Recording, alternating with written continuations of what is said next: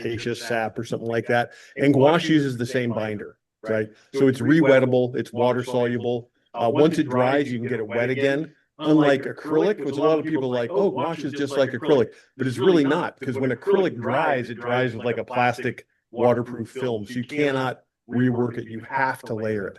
I like to layer with gouache because it dries really fast and has a nice finish, but you have to be a little bit careful when you layer with it because it's going to have a tendency, if you go over a passage a bunch of times, it's going to eventually re-wet what you have laid down before, which is bad if you're trying to layer, but if you're trying to soften an edge that's already dried, it's great. So you kind of have the best of both worlds with gouache, right? It's also really old. It's a very old medium. It's been around for hundreds of years. It predates oil paint. A lot of painters, Renaissance painters, and prior to that, would do painting. They'd work something up in gouache, and then once it dried, they would paint over it with oil because you can't. That's a totally possible thing. It's a doable thing because gouache dries so much faster than oil. You're not going to seal in any moisture. Whereas if you paint like acrylic over oil or something, you're likely to seal that oil paint if it's not completely dried, and that runs into all kinds of problems. You want your faster drying mediums on the bottom. So anyway, I love it. Even though a tube of cadmium yellow this size is somewhere north of $20, which is why I don't use cadmiums. This is permanent yellow. I think it's about $9. And the tubes are pretty small. But my paintings are pretty small too, so that's okay for me. I'm using an enameled pan. This is a wet palette. And you can buy pre-made wet palettes that work pretty well. I like using a metal enameled pan because I use magnets to hold all my stuff together. Most of the commercially available wet palettes are plastic, and the paper tends to curl, especially if you're painting outdoors and it starts to dry a little bit. So magnets are great. The paper I use to mix on is this. It's 100% cotton marker paper. And that's important because cotton paper is very, very tough. So this can handle a painting session where I'm doing a lot of mixing and the paper's not going to disintegrate on me. I don't know, I guess it's kind of pricey. This is about $20, but this is the perfect size. This is 14 by 11, and this is 11 by 7. So I cut the pages in half and I got double the sheets. Underneath this is, I think, what's called a Swedish towel, which are basically just a fancy name for permanent paper towels. You can wash them and reuse them. It's just a sponge, just something to hold water and keep it damp. Real paper towels work too, but you have to replace them.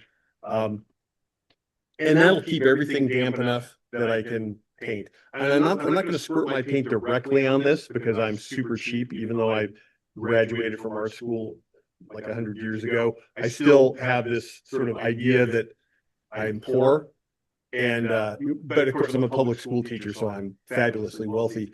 So I bought this little thing, and I've used a bunch of different containers. I squirt my paint into this, and anything I don't use, I can seal up and it stays perfectly workable. I got this on Amazon, and this is a really nice one because it has a little silicone gasket that seals everything really, really well. The only thing that I ran into, and of course I can't demonstrate it now because I just cleaned this, some colors get moldy. I have some cad orange down here, or I think it's permanent orange, has a little bit of mold on it, but I'm not going to use that color. Ultramarine gets moldy. Other colors don't. Earth tones do pretty well. Like I use yellow ochre and burnt sienna. Those don't get moldy for some reason. Anyway, I just set this in here. And also I have a little spray bottle, which I didn't bring because I only use that when it's really hot. And you can kind of give them a little spritz in the thing if they start to dry up. And I made that about 30% alcohol, which doesn't completely stop the mold, but it slows it down. And if I'm painting regularly, if I'm painting every day, mold is not an issue, right? So it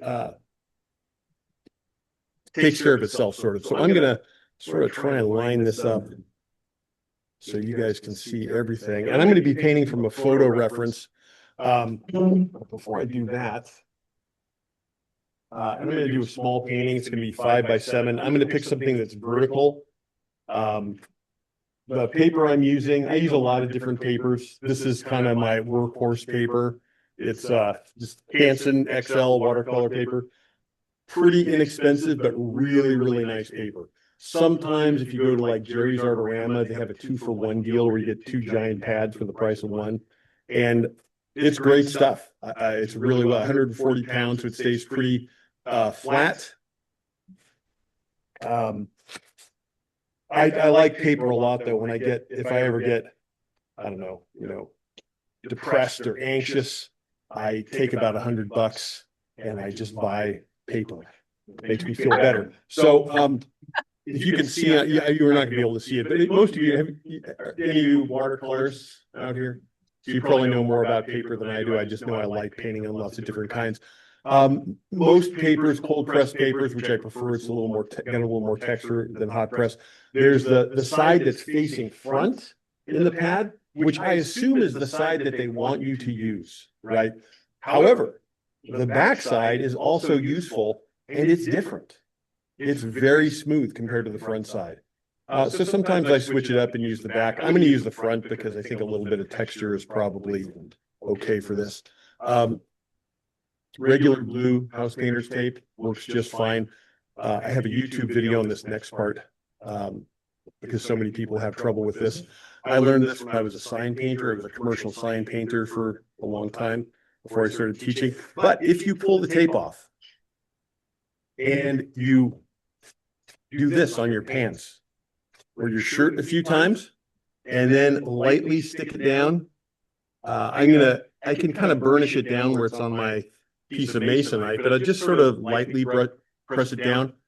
I'll be able to peel this up without messing up my paper, without, a lot of people, especially like my high school kids, are like, I really want that to stick. And I'm like, it's not permanent. You don't have to stick it. But I'm not sure if this either removes a little bit of adhesive or a little bit of lint gets stuck to it. But either way, it becomes less sticky and it works great. You still have to be careful when you peel it. Always like peel away from your image, because if you peel straight, that rip is going to travel across your picture. But this has always worked for me. And I like this blue painter's tape because it's a little bit, I don't know if you can tell from the image on here, it's a little bit transparent. You can kind of see through it. You got a nice parallel edge with your edge of your paper. And that's always nice because if you end up doing a nice painting that you feel like keeping, it looks nice. You don't have crooked edges and stuff.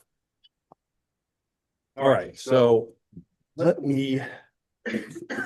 took a couple of pictures. I have a few go-to things that I paint demos of that are just for whatever reason. Part of my background is I started teaching high school in 1996, and then I taught high school for 24 years, and then I retired right when COVID struck. I retired for 3 years, and then I got roped into teaching at a middle school for 2 years.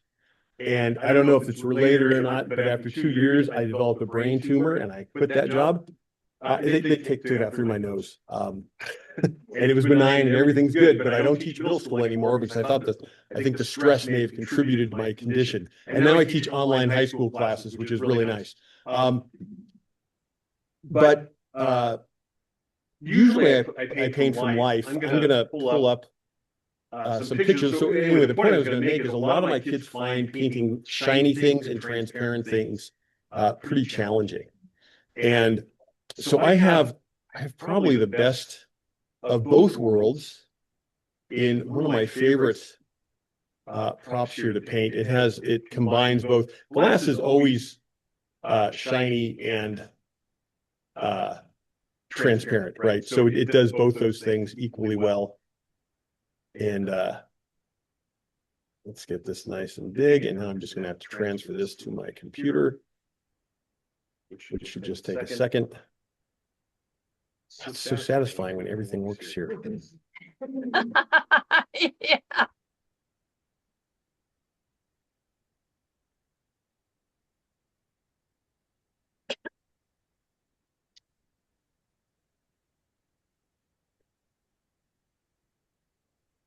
There we go. Just a little bit of a delay.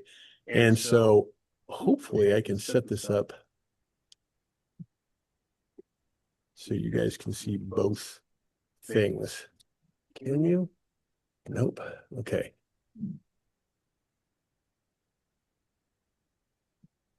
Just a little bit of lag here. I think what I have to do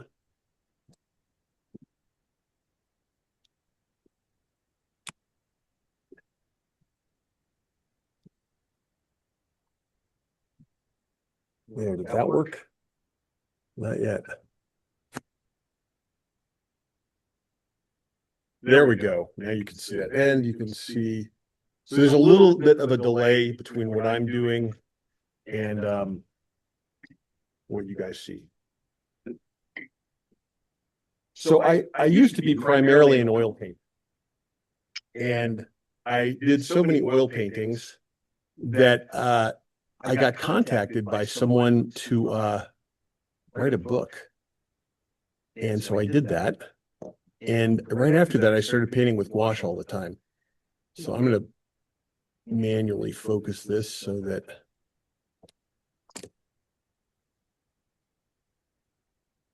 it doesn't. Sometimes when it autofocuses it, it's a little disconcerting. So I think that should be pretty good.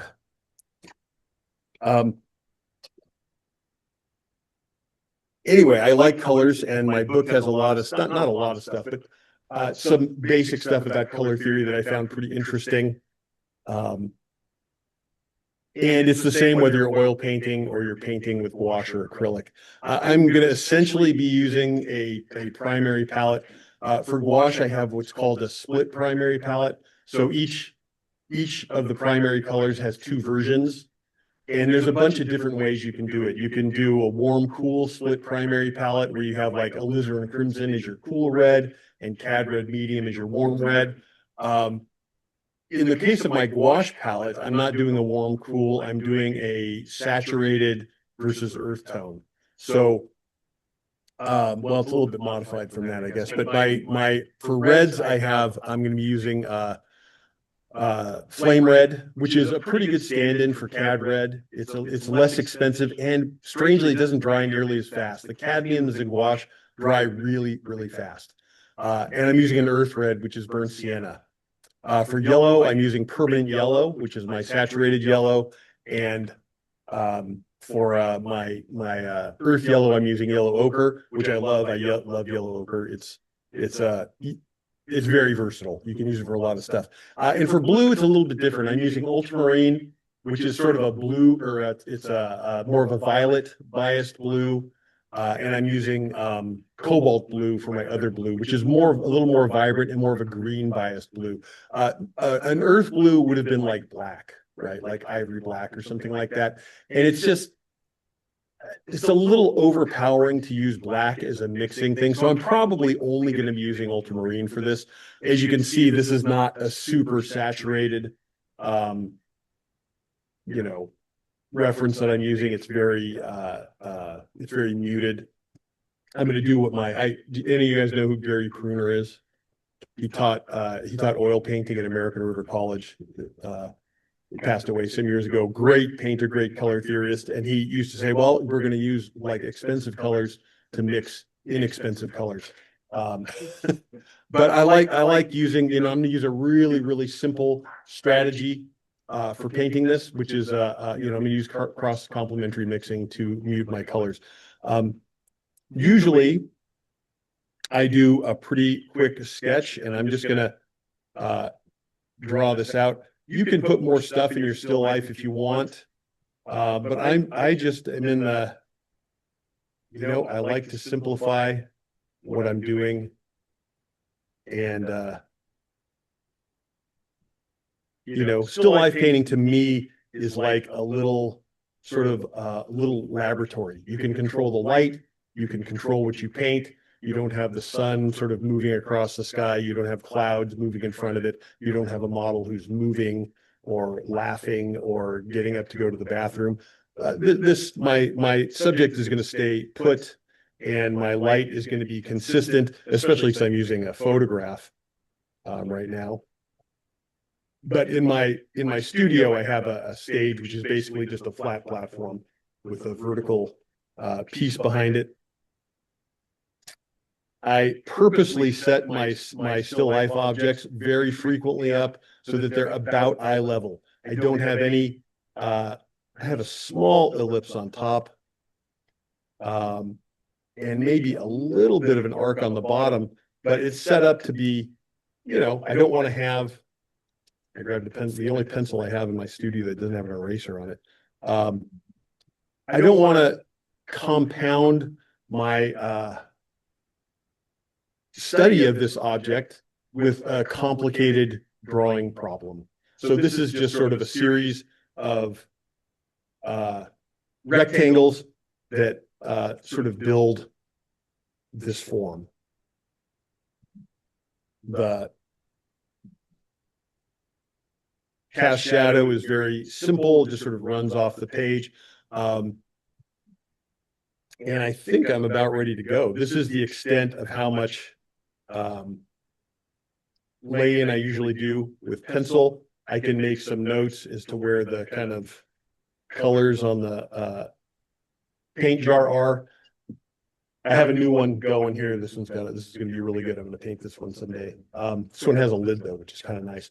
I'm going to be using, almost for the whole time, I'm going to be using a 1/2 inch flat.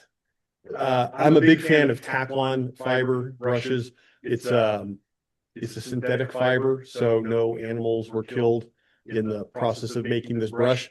But it's also got a nice snap to it. They keep their shape really well, and they clean up so nicely. Natural brushes are a lot more expensive, and they're really nice, but they fray a little bit. They're not quite as durable. They're a little harder to clean.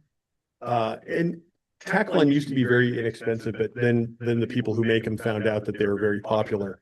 And they're a little bit more expensive now. But they clean up very, very nicely. So I'm going to use a slightly bigger brush for one thing here. So the first thing I'm going to do, and let's see if I can get this a little bit more in here, is I can scoop maybe that over and that over. I have a little bit of other color in my yellow ochre, but that's okay. So I'm just going to do a quick wash over this. And this does a couple of things. It gives me a nice toned background to work on, which I kind of like, but it also gets the paper a little bit damp, which is going to make it accept the paint a little bit more readily than if it were dry. Sometimes I paint on just dry paper or toned paper. Strathmore makes a really nice toned paper that's really fun to paint on, and it's cold pressed, but it's quite a bit smoother than this, and you can just go for it and start painting. But when I paint on white paper, I like to tone it, and it's going to allow the paint to go on a little bit more easily initially, and that's going to be a nice thing. So I try and manage my palette.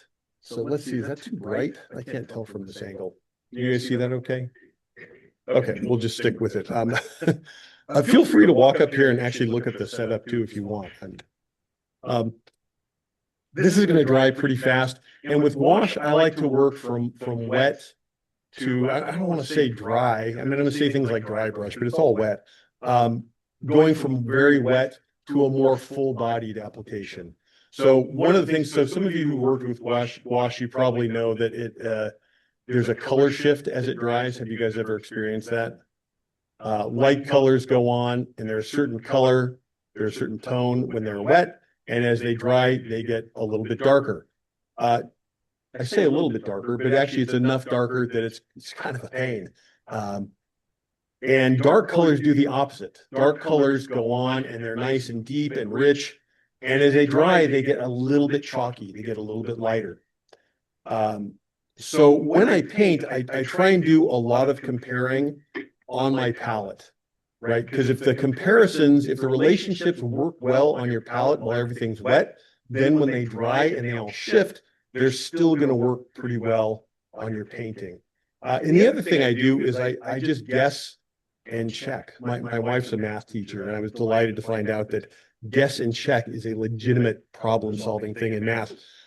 You just go, okay, I think this is the right tone. You lay it down, you go, that looks great. And then like 3 minutes later, it's a little bit drier, and you're like, oh, it's a little too dark. So then you take that same pool of color, add a little bit of white to it, and adjust it a little bit. And that usually works out pretty well. But mostly what happens after you paint a bunch, you just kind of get used to about how much the colors are going to shift, and it becomes not even an issue anymore. And that's kind of where I'm at with gouache. But those are some of the techniques that I've used to mitigate it in the meantime. So I have a little bit of buckling here, but it feels dry. So the first thing I'm going to do is I'm going to hit everything that's dark. I'm going to get all my darkest darks. And to do that, I'm going to take a little bit of ultramarine blue. And this is going to be pretty washy. Ultramarine blue and burnt sienna actually make a really nice chromatic black. Chromatic black is anything that's dark enough that you can't see its hue, right? If you have a green and it's so dark that you can't tell it's green, that's chromatic black. The nice thing about ultramarine and burnt sienna is I can move it from very dark to very dark and cool to very dark and warm. So I like using this combination, and I think I'm going to go very dark and a little bit cool, but it almost doesn't matter. So, and this is pretty wet. I'm gonna, you know what? it's hard for me to see that reference. So I'm going to turn on the same reference on my phone here.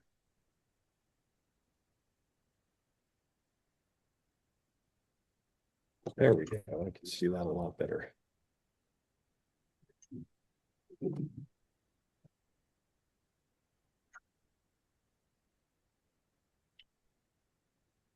So, and everything, whether it's on this sort of gold colored lid or across the shadow here on the glass, I'm just going to sort of make it all about the same value. And if there's areas that look like they're close in value, I'm just going to go ahead and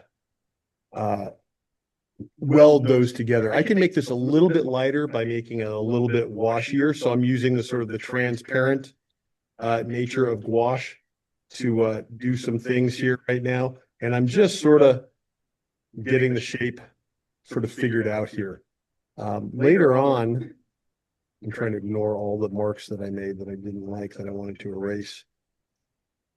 Later on, I will be able to cover over that. So that's going to sit around and dry for a little bit. The sort of gold background is going to work well for the cap. To get this straight, I don't want anyone to get seasick by all my tilted shenanigans here. You know what? There we go. That was a better solution. So one of the things with painting glass is it's the same color as whatever's behind it. So I have to come up with a background color. And I need to come up with 3 or 4 or 5 different versions of that background color. Just because the glass and the way the light refracts through it is going to sort of change it a little bit. And I don't know, this is just a piece of raw canvas that's on my stage at home. And that's kind of a boring color. So what I'm going to do, what I usually do when I figure out a background is like, well, what do I know about it? It's light, it's a light value. It's not saturated, so it's a neutral tone. And is it warm or is it cool, right? So I can't really put a name on the color. I can't say that's a little orange with a little bit of, whatever. But I can say it's light, I can say it's neutral, and I can say it's probably a little bit warm. So if I come up with a tone that fits all of those things, if it's a little bit green or a little bit orange, it doesn't matter. As long as it's warm, light, and neutral, that'll be fine. So I'm going to take, you know what, I'm just going to mix some ultramarine in with my pool of yellow ochre up here. I want a little bit more yellow ochre. And this is actually ending up being sort of saturated, but the great desaturator of the painting world is white, right? So I'm going to add a bunch of white to this. And I want a darker version up here, and actually make that darker version a little cooler.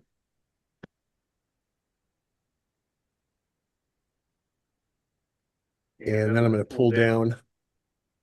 I want a little bit warmer as it gets lighter. And let's start with this slightly darker and cooler stuff. And let's just sort of lock this in. I want that actually a little bit darker. And I can kind of mix and match this stuff here.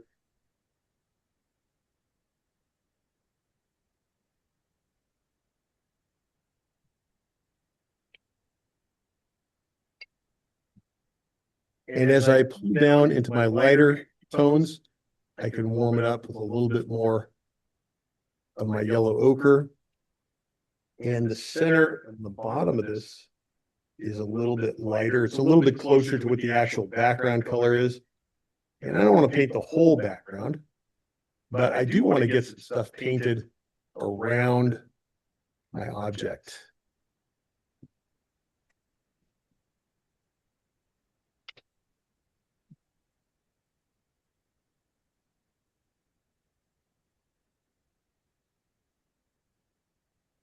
And I'm going to build this up kind of slowly because I like to layer stuff. And if I don't get an exact match to what I laid down earlier, to me, that's probably a good thing because it's going to keep, it's going to keep things kind of a little bit more lively, I guess you'd say.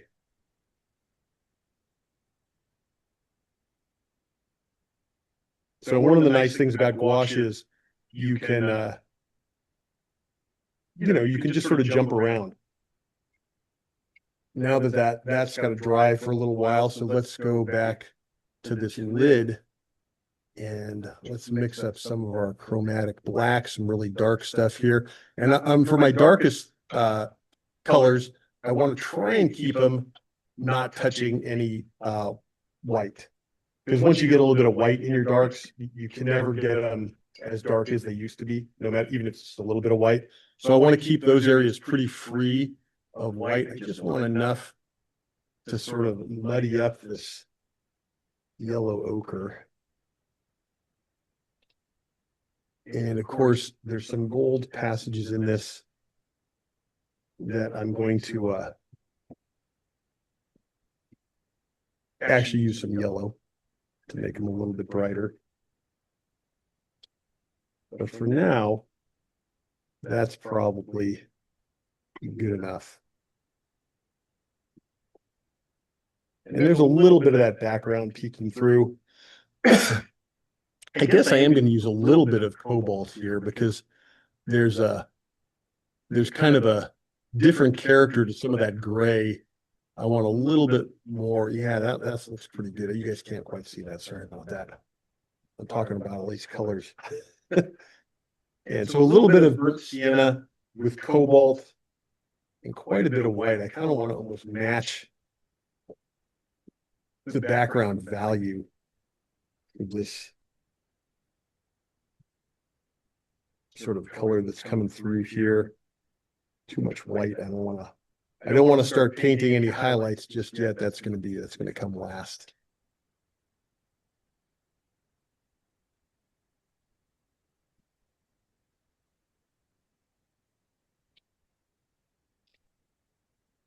And I'm looking for the reflected light that might be hard to see, but because I know it's there, I'm going to be able to play that up a little bit.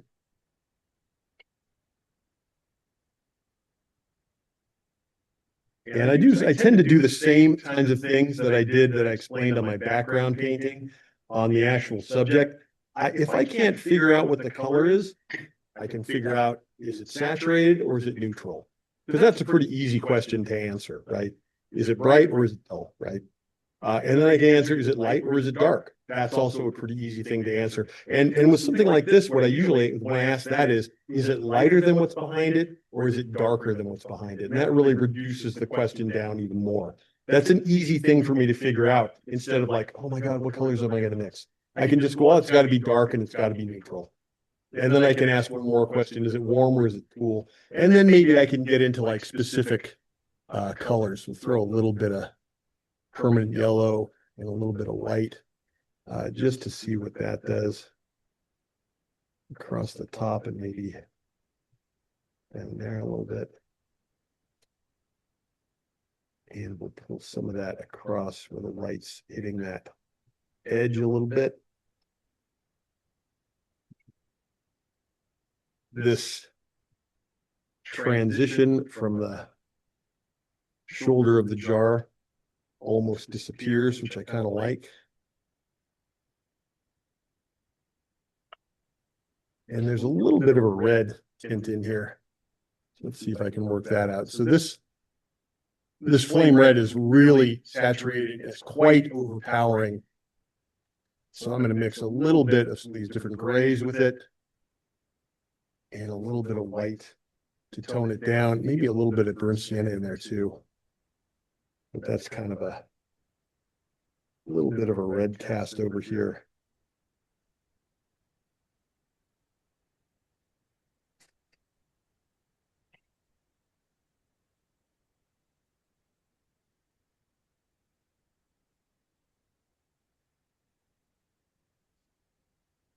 So little by little, I think I need to work up my background a little bit more. So, and of course, I always have to mix more paint, which is okay. I don't mind having to do that because, again, I kind of like it when the background has a little bit of a mottled look to it. And as I'm going, I'm using less and less water with my paint. I need a cast shadow color. Let's move up to this and maybe warm it up with just a little bit of that flame red. That's way too much. After a while, you get kind of used to your colors and how potent they are. So I know from experience that flame red is really powerful. It has really high tinting strength.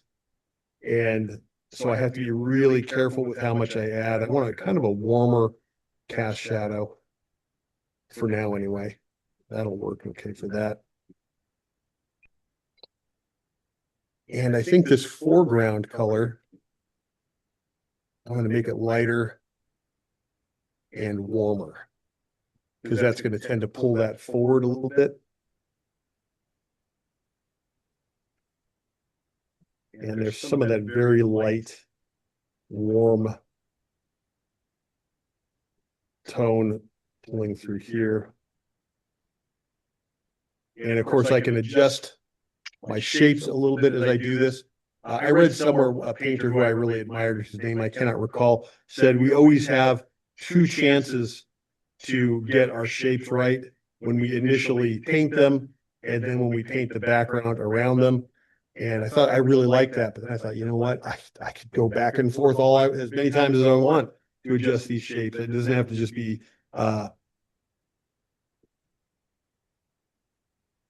it just doesn't have to be just two tries. I can go back and forth as many times as I want. I was reading a gouache forum because I like to talk about it and I like to see what other artists have to say about it. And someone was talking about layering gouache and said, oh yeah, you can layer gouache, but you can only layer it like 5 layers. And I thought, what a crazy thing to say. You can do way more than 5 layers if you want. I think at a certain point, you have to be a little bit careful. Obviously, you don't want to fold up your painting because the paint will crack if you have too many layers and it's too thick. But I've done paintings that have not you're not gonna have as many layers across the entire thing. Like you didn't say, oh, that whole painting is like 12 layers. But there might be some parts that have really thick passages that you worked on a lot. And you might have more than 5 layers there, and that's totally fine. I'm always a little bit leery of reading things that say like, oh, always do this or never do this, because you can let your own experience sort of guide you through what is workable, what's possible.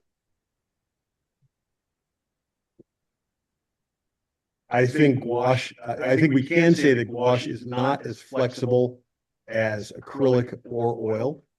So it does have some limitations in terms of, it can be a little bit brittle if you get it too thick. But, some paints, like I think M. Graham, they advertise they have honey as one of their ingredients. And a lot of paint brands will use stuff like that to keep their paints sort of flexible and also workable for longer periods of time.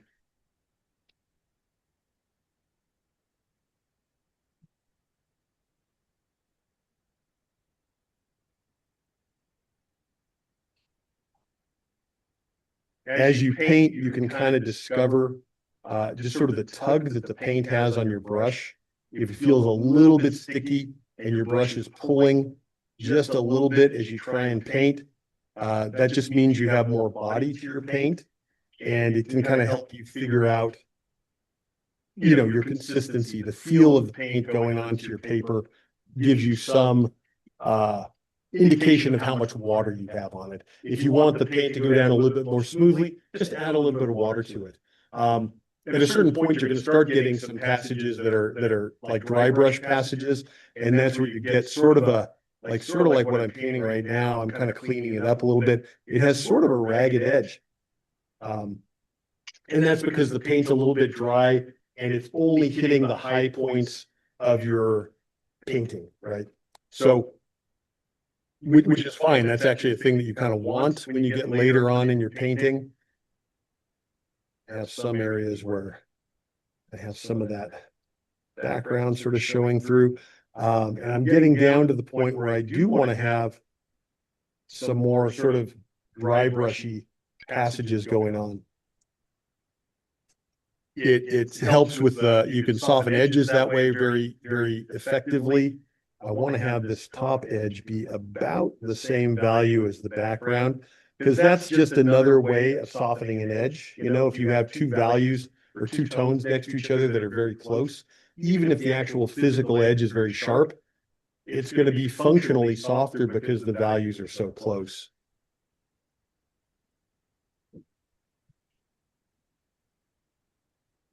You can bring some of this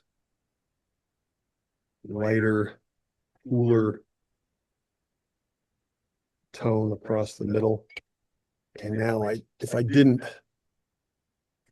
contaminate my dark too much, I'm going to sort of reestablish some of these darks a little bit here. And this is a little bit wet, but nothing rubbing your finger on it won't fix.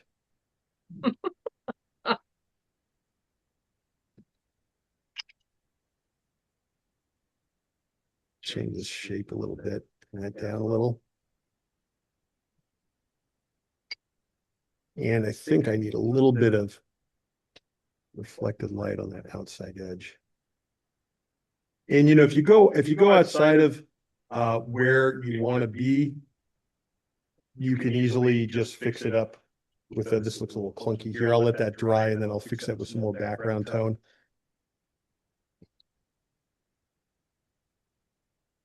Do any of you know who Terry Mura is? He's I've taken some gouache workshops with him. He's primarily he does everything. He's a very good painter. But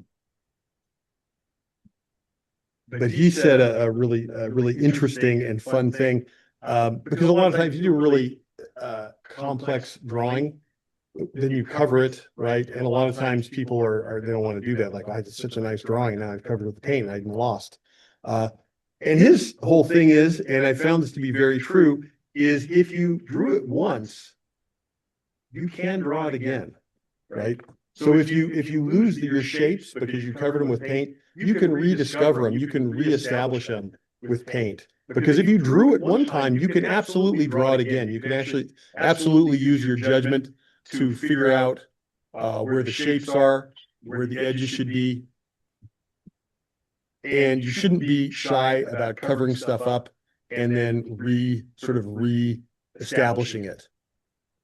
But it's kind of hard to wrap your head around that. It was for me anyway. And now the more I do it, the more sort of comfortable I am at it. It's a little, sometimes your paint's not 100% mixed on your brush.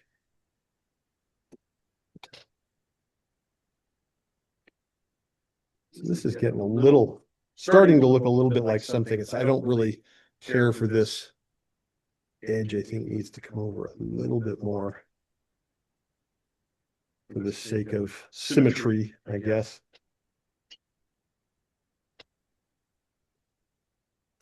And so little by little, things are starting to sort of take shape here.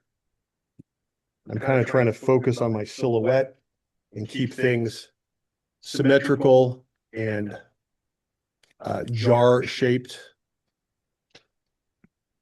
There's some very light tone showing through the glass down here. I can make that edge disappear completely.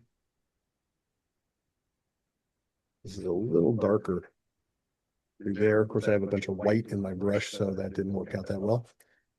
But like I said, guess and check. Try things out, see if they work. If they don't, you can usually figure out which direction to adjust things. That a little bit of a cast shadow kind of comes over there a little bit. And I think Howard Pyle said, value does all the work, but color gets all the credit. So if your value structure is sound, you're going to be in good shape. And you can get away with a lot in terms of, colors and choices in terms of your hue. That's a softer edge.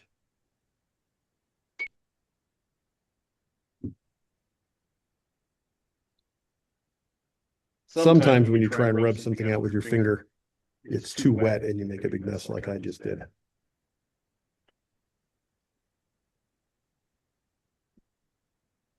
think I want that to be a little bit lighter still up in there. Getting almost to the point where it's almost a highlight. I've completely contaminated my darks, but I think I'm at the point in this painting where I don't need to go back to anything that's really that dark. And there are some areas in this that are, I think I can see the edge all the way around this object, with the exception of maybe right up in that corner, right up there.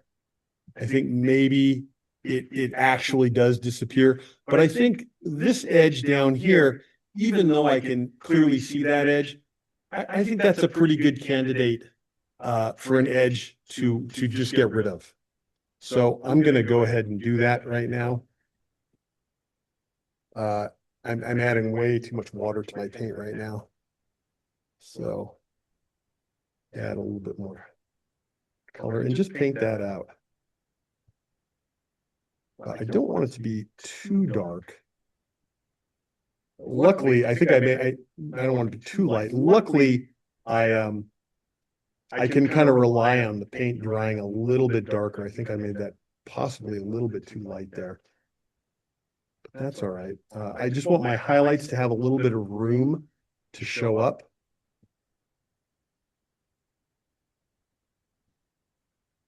Now I'm getting into some smaller marks to get some of those details that are in the kind of paint on the jar. Let's clean that up a little bit down there. This still looks a little lopsided. You know what? Let's just move the top of the lid over this way instead of making the other side do all the movement.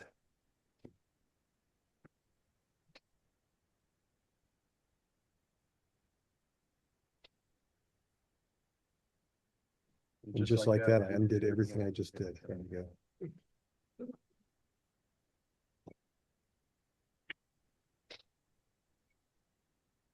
And I think I'm getting pretty close to wanting to do some highlights here. So instead of going straight highlight, let's just figure out a little bit lighter.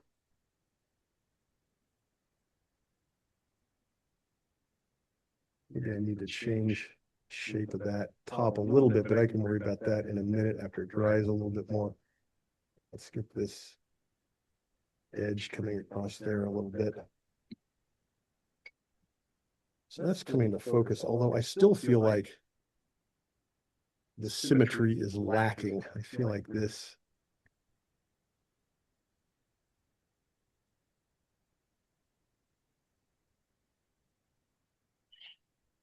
needs to come across a little bit more here, cut this down a little bit.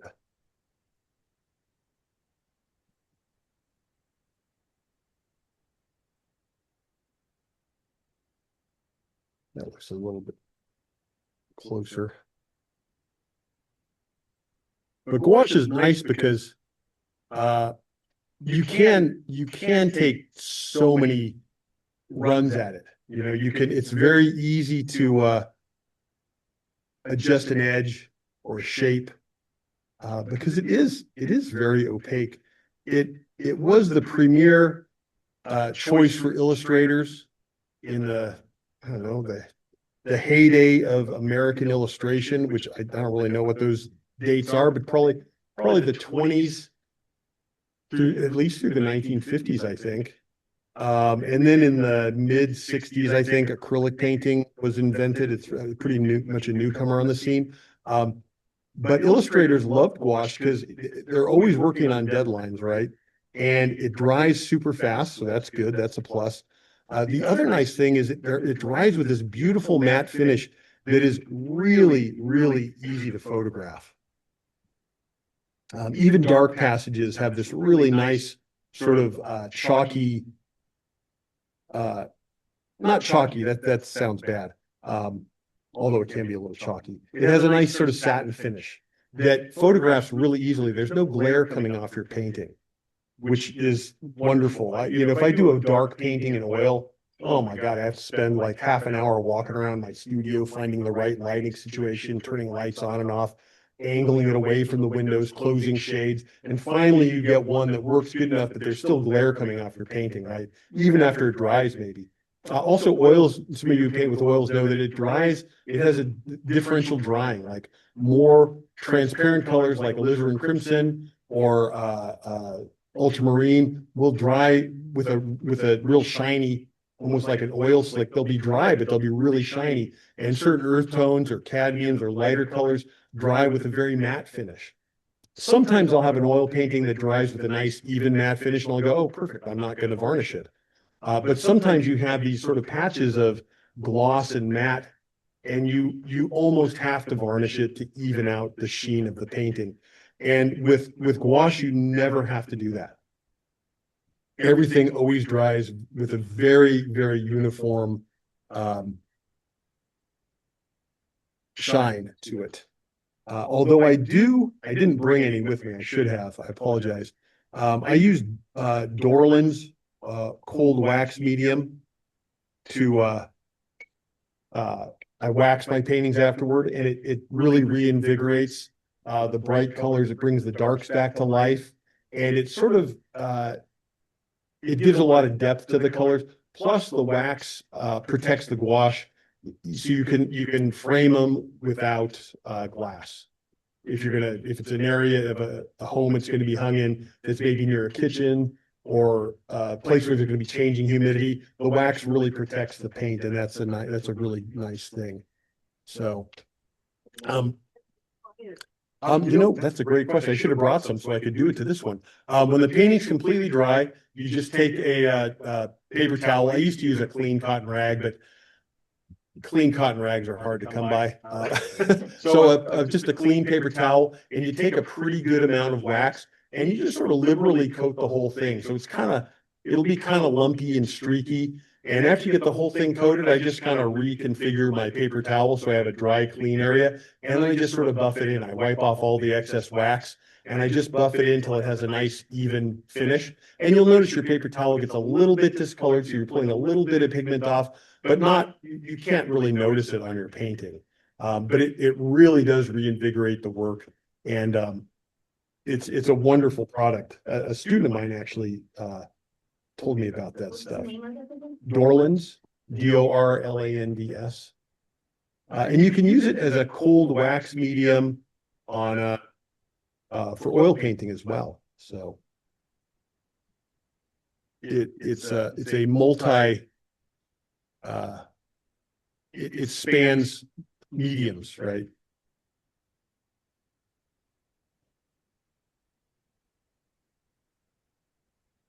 That edge can live with being a little less prominent.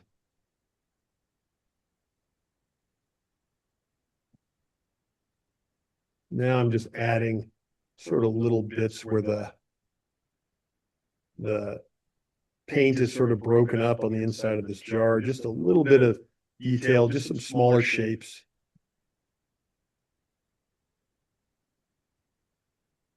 Mostly because they're fun. I graduated from UC Davis with a degree in art studio, and I was lucky enough to have a class with Wayne Thiebaud, which was wonderful. He's a wonderful teacher, but there was a big push toward like modernism and sort of conceptual art in other classes. And you're always being asked about your choices. Well, why did you decide to do this? What did you want to do that for? And the wrong answer was always, well, I did it because I thought it looked cool. You always had to have like some bigger thing that you were going for, some conceptual thing. And now that I've been painting on my own for a really long time, most of the decisions I make because I think I like the way they look. You know, it sort of speaks to me in an aesthetic way. You know, I'm trying to. You can see that I'm not doing an exact copy of this. You know, I'm playing around a lot with the color, even though not that much. I mean, I'm not super daring, but I am happy to change the colors as long as the relationships remain pretty sound. I think it's pretty satisfying to come up with something that evokes the thing that I'm trying to paint. But there are a lot of parts of it that I do just because they, you do them, you lay down paint in a certain way and you go, oh, yeah, okay, I like that. It's very satisfying. And that leads us to another sort of a problem. Has anyone in here ever overworked a painting? No one has. It's pretty common. And I think I have a theory on that, on why we do that. And it is that highlight does not go there. When we do something and it works out, right? So we make a mark, we put a brush stroke down, and it works exactly as intended. It does a thing that we intended it to do. We didn't necessarily blend two colors, but we got two tones next to each other that function exactly as we anticipated. And something inside of us goes, ooh, that looked good. That feels good for it to look that good. You're painting outside, you make a tree hole, right? Like you have the silhouette and you make some sky and you go, wow, that makes that tree look great. I'll do another one, right? And then pretty soon you got 25 tree holes coming through your tree, or you make a highlight and you go, wow, that highlight worked out great. Or that color next to that, well, that worked. So you want to recreate that good feeling, that burst of endorphins you got. But unfortunately, the second time you did it, it doesn't quite look as good. And then you start chasing that feeling. It's like we're all junkies, right? It's like, I want it to look that good. So you keep trying to do it. And eventually your oil painting turns muddy, or you reactivate the gouache underneath, and everything sort of starts to fall apart. And it does take some time to teach yourself that you're chasing, this shadow, right? You have to learn to just be satisfied with that first burst of good feeling and go, okay, I don't have a problem. I'm just going to let it be. And then just stop and wait and work on the background or work on some other aspect of your painting and come back to it. Like I like how the lights came out on that, but I'm not going to touch them again for a while. I just want to soften up this edge just a little bit. So I'm going to drag some background into my subject, just a little bit with a pretty dry brush. reestablish that edge just a little bit because I might have overdone it. And I like softening that up a little bit. I'm just going to leave it. I have to learn to leave the stuff. So, and it comes down to, the last bit, you're putting in your last couple of like dark accents to sort of, just dial in that last little bit, or your highlights. I know there's a little bit of sort of a secondary highlight in the dark here, and I want that a little cooler, a little more blue in there. And let's keep some of these. And I know I photographed this in my studio, and I built it. It used to be a shed on my property. It was just horrible. It was falling down, but it didn't leak. But all the walls were kind of open, and there only was one section of it that was cement, but it had a big crack through the middle of it. And then the other 2/3 of it were wood flooring that was all buckled and starting to rot. The guy who owned it, 2 owners ahead of us, used to spray this wood floor with a pesticide that is now, in the 70s, it became illegal. It was so bad. And so the floor started to rot. And I worked in that studio for about a year, and then I tore the whole thing down, everything but one wall. Because I thought if the planning department comes out, I'll tell them it's just a repair. So I poured a whole new slab, and I have these north-facing windows, and I know that the highlights on this are a little bit blue because the highlights are caused by the light streaming in through my north-facing windows that are just saturated with blue sky when I took the picture this morning. So I know that that streak is a little bit blue, and so I'm going to take just a little bit. See, I took way too much. And I'm going to mix in a little bit of blue to make this a little bit cooler. Although white is already a cool color. So white does 3 things when you mix it, especially with gouache. Do you guys know what the 3 things it does to what you're mixing is? So it makes it lighter, right? It lightens the value. Yeah, it makes it more opaque. That's a big one. And it also desaturates stuff. It desaturates your colors like crazy. So you're going to desaturate it. You're going to lighten it. And it's also going to become more opaque, which is great in gouache. And actually in any paint, it becomes more opaque. Right? Definitely in acrylics. Yes. Yeah. I always disdained acrylics. I thought, oh, it's so modern. I don't like acrylics. But I do almost, my high school kids, so I teach online, we use almost exclusively acrylics. Just because they're easy to clean up, they're relatively inexpensive for pretty high quality paints. You can get some really nice paint for not very much money, and they're just, it's a nice entry. And I've come to really enjoy acrylics. But yeah, it works the same. Like white is almost always your most opaque color, whether it's oil, acrylic, or gouache. We have a little bit of a shoulder coming through there. And there's kind of a secondary highlight. This secondary highlight, I'm going to make a little bit lighter, a little less blue in it. It's kind of back here. This is a reflection off the back side of the glass.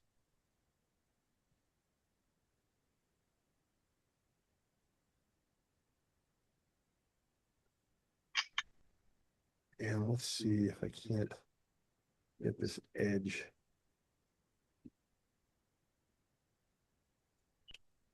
Tone up a little bit better.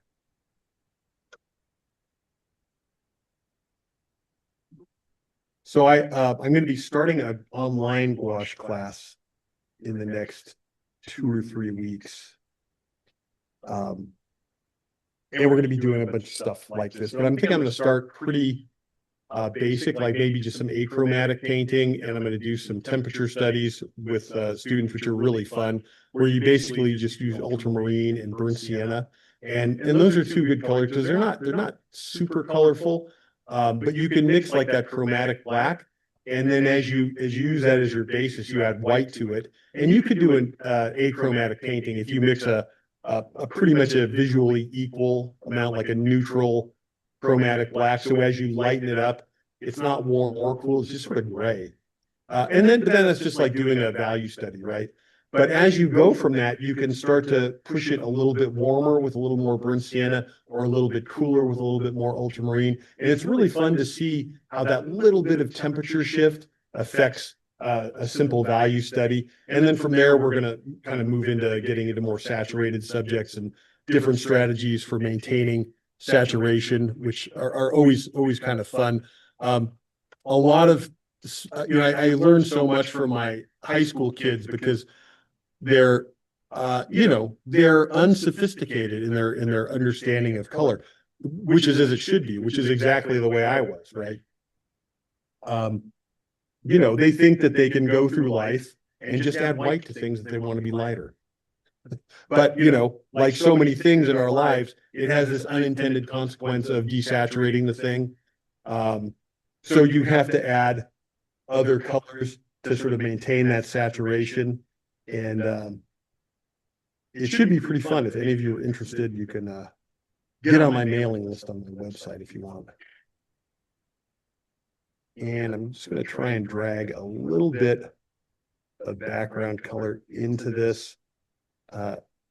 Usually the highlights are the last thing that I do. However, I do find that if I add highlights, I often will have to adjust other things. I think the background is lighter here. It's lighter than the jar. So I'm also going to take that opportunity to sort of make that edge just a little sharper. And I don't have to, just because I paint one area of background a little bit lighter, doesn't mean I have to carry that over. That little edge, shelf edge down there, I can get rid of that a little bit and make that a little more mysterious. Look how mysterious my jar looks now. So a lot of times, it's in my nature to be a pretty precise painter and to want to capture, everything I see, which I have to say, speaking of sophistication, I think that's not a very sophisticated impulse on my part. Some painters do beautifully detailed work, and it works really well for them. In my own work, I think a little bit of ambiguity and a little bit of sort of more audience participation is probably a little more engaging. So a lot of times I'll spend a lot of time working to get a painting very accurate and show every little bit. And then I spend about a half an hour painting out a bunch of the details that I spend so much time fussing over. I think maybe we can add a little bit of light just to sharpen up, strategically sharpen some parts of that edge. I don't need to put this everywhere. Just that little bit sharper edge sort of defines it just a little bit more.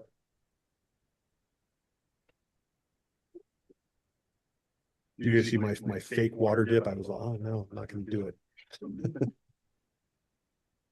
What did you say your website is? I'm Craig Stevens Art I'm CraigStevensArt.com. I started, Stevens is with a PH.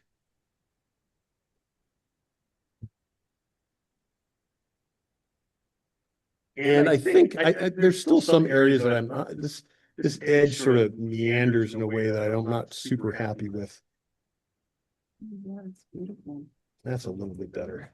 Yeah, it's kind of left out of his reading, but yeah, it's gorgeous. Oh, thank you. Thank you, Greg.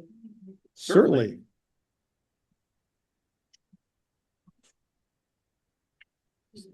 So my oil painting teacher at American River, Gary Pruner, he was a great guy, and he really set me off on my course as a painter. He's like, well, what are you going to do, Craig? And I said, well, I think I'm going to get a degree in commercial art.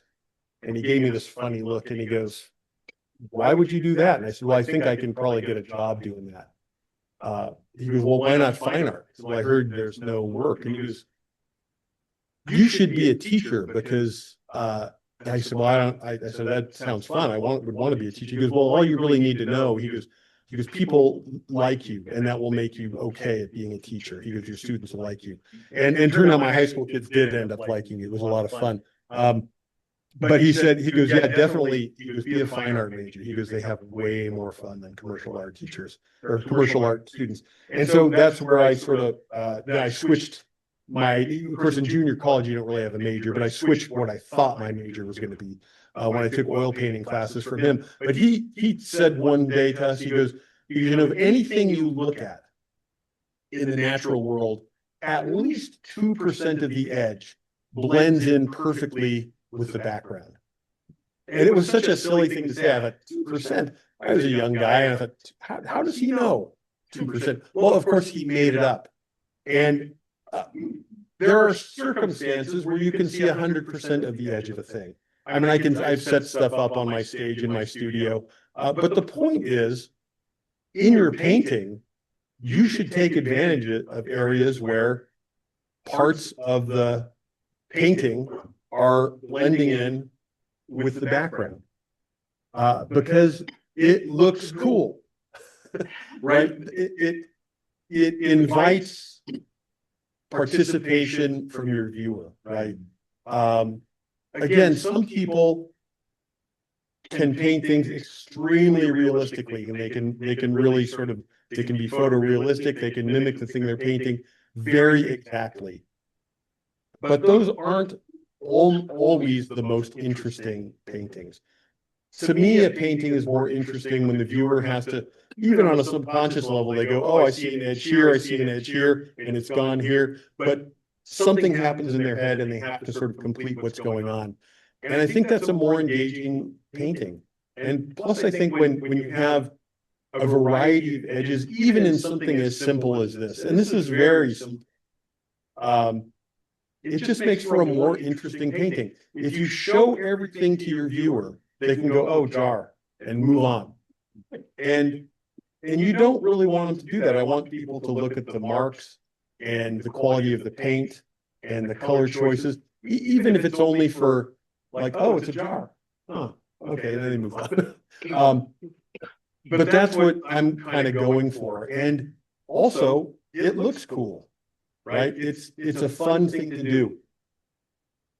Sometimes you can paint something like paint a tomato or something, and I only use a tomato as a example because I used a tomato for this exercise a few times, and I was painting with oils, and I just thought, well, what if I make every single edge fuzzy? Like what if I paint it where there's no hard edges at all? How much can I get away with and still have this thing be recognizable? It is astonishing how much you can get away with.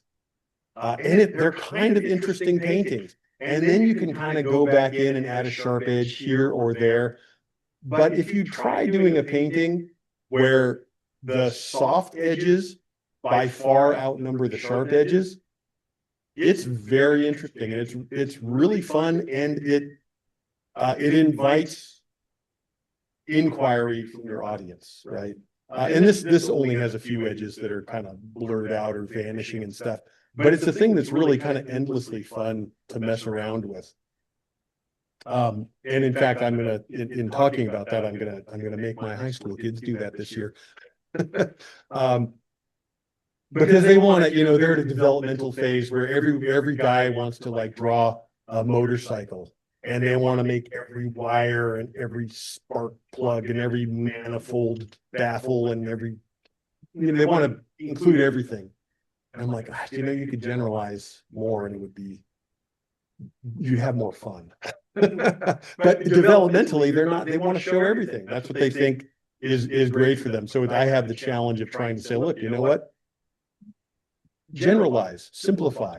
The best paintings I don't think they're the ones that show the most. I think they're the ones that most effectively simplify and get down to the sort of granular truth of what you're trying to show. So anyway, that's me on my soapbox. If you guys want to come up and check out the setup here and ask any questions, you are welcome to do that.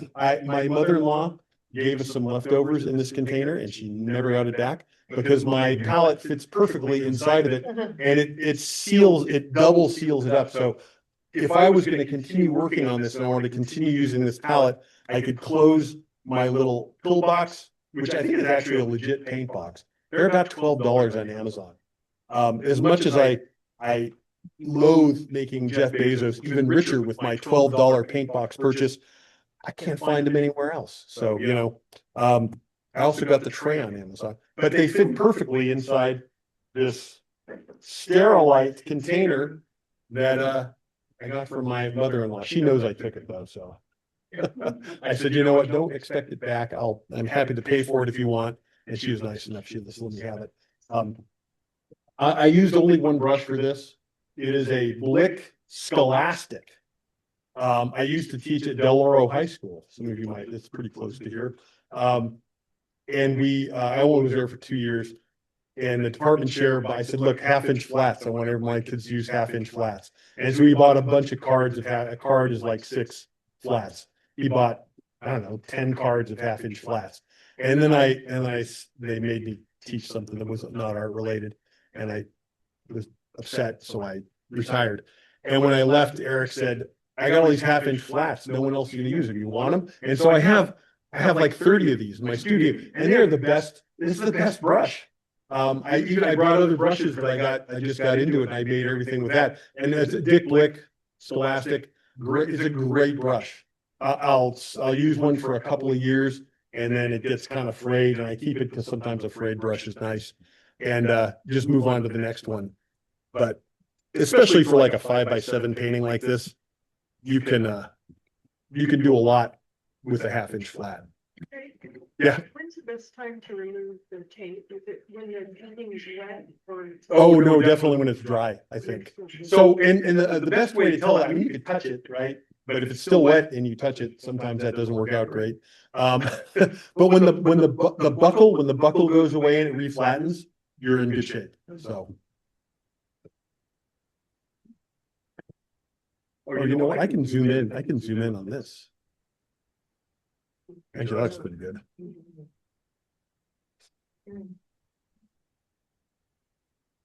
So I can just do this too.